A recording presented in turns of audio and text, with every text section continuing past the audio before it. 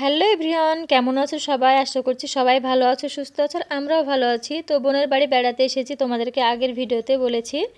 তো এখানে এসে আমরা দুপুরে খাওয়া দাওয়া করে একটু রেস্ট করে আমরা বেরিয়ে পড়েছিলাম 4টের সময় আমার হাজব্যান্ডের এই সাইডটা দেখতে। তো সাইডটা এতটাই সুন্দর, মানে আমি তো দেখে পুরো অবাকই হয়ে গিয়েছি।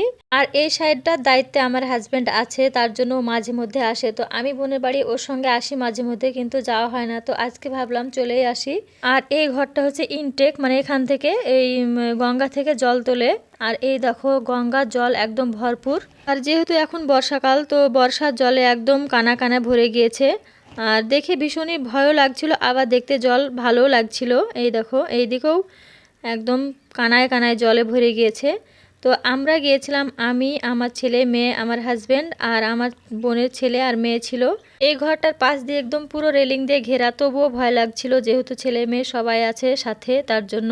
আর এখানে এসেও আমরা অনেক ছবি তুলেছি সবার একসঙ্গে। আর এইদিকে দেখো আমরা আর একটা বিল্ডিংয়ে চলে আসলাম। তো এখানে অনেকগুলো বিল্ডিং আছে, এখানে অনেকজন থাকে, এখানে রান্না বান্নারও ব্যবস্থা আছে, ওরা রান্না করে এখানে খায়।